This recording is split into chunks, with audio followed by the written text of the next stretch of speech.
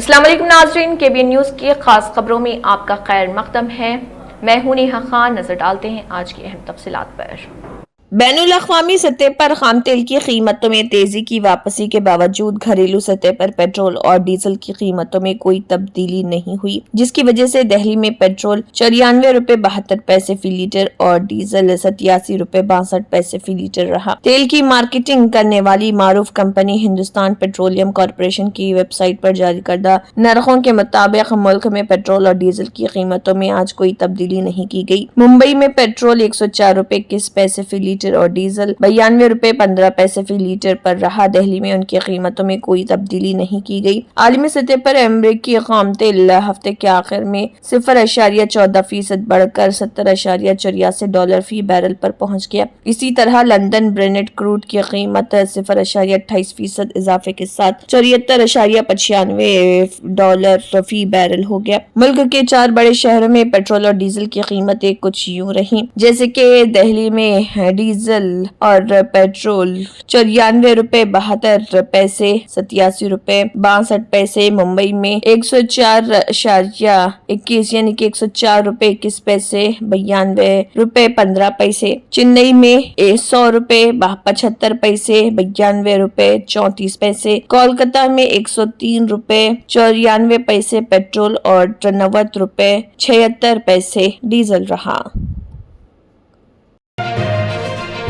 امریکی ٹیرف پالیسیوں سے حوصلہ شکن سرمایہ کاروں کی بھاری فروخت کی وجہ سے سینسیکس 644 پوائنٹس اور نفٹی میں 204 پوائنٹس کی کمی ہوئی ہے۔ 30 شیئروں میں مشتمل BSE کا حساس انڈیکس سینسیکس 644.45 پوائنٹس گر کر 75,294.76 پوائنٹس اور national stock exchange NSE Nifty 203.8 points گر کر 22,725.45 پوائنٹس پر آ گیا۔ سینسیکس ٹریڈنگ کے آغاز میں 297.8 پوائنٹس کی گراوٹ کے ساتھ 75,641.41 پوائنٹس پر کھلا۔ سینسیکس تھوڑی دیر بعد ہی 75,294.76 پوائنٹس پر آ گیا۔ اسی طرح نفٹی بھی 119.35 پوائنٹس کی کمی کے ساتھ 22,809.90 پوائنٹس پر کھلا اور خبر پڑھے جانے تک یہ 22,725.45 پوائنٹس کی نچلی سطح پر کاروبار کر رہا تھا۔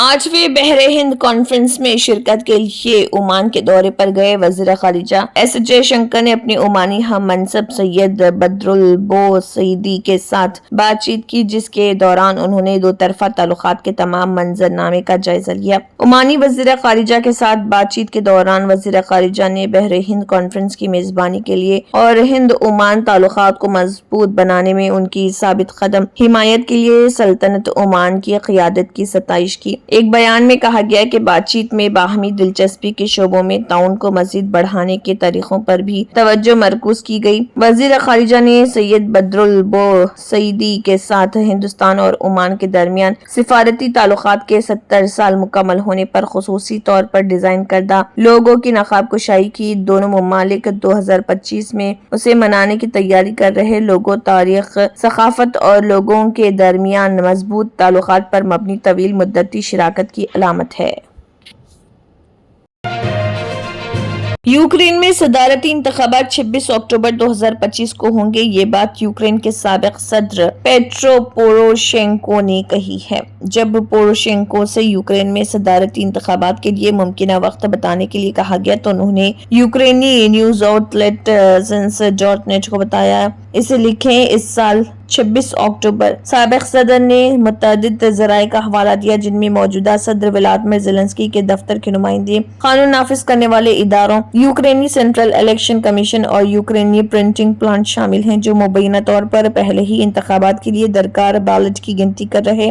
نیوز آؤٹ لیٹ نے بتایا کہ یوکرین کے اسکولوں کو بھی مبینہ طور پر آئندہ انتخابات کے لیے بیلٹ باکس تلاش کرنے کی ہدایت موصول ہوئی ہے۔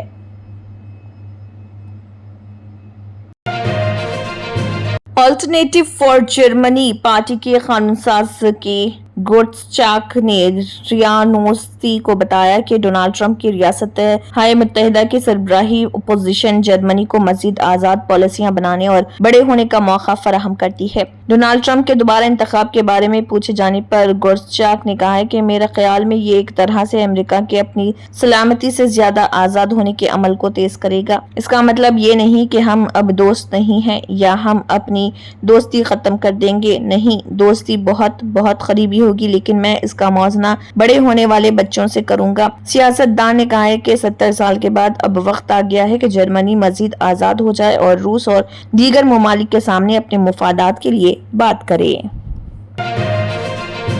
سخت موسم کے تازہ ترین دور کی وجہ سے سیلاب اور طوفانی نے ریاست متحدہ کے مشرق وسطی کے حصوں کو اپنی زد میں لے لیا، جس میں کینٹکی کے 8 سمیت کم از کم 9 افراد ہلاک ہو گئے ہیں۔ گورنر اینڈی بیشیر نے یہ اطلاع دی ہے۔ بیشیر نے کہا کہ طوفان شروع ہونے کے بعد سے 1000 سے زیادہ افراد ریسکیو کیے جا چکے ہیں اور تقریباً 39,000 گھروں میں بجلی نہیں ہے۔ انہوں نے خبردار کیا کہ تیز ہواؤں کی وجہ سے یہاں حالت مزید خراب ہو سکتی ہے۔ گورنر نے اسے سب سے سنگین موسمی واقعات میں سے ایک قرار دیتے ہوئے رہائشیوں کی الرٹ کیا کہ وہ سڑکوں سے دور رہیں۔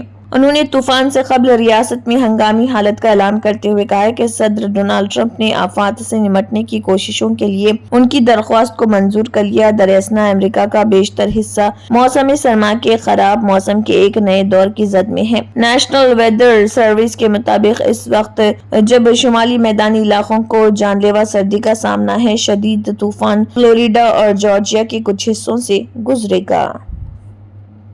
اگر آپ نے ہمارے چینل کو ابھی تک سبسکرائب نہیں کیا ہے تو یہاں پر ریڈ کلر کا سبسکرائب بٹن دکھ رہا ہے، اسے کلک کریں اور ہمارے چینل کو سبسکرائب کیجیے اور ساتھ ہی ساتھ بیل آئیکن کو بھی کلک کیجیے، جس سے آپ کو تازہ اپڈیٹ ملتی رہے۔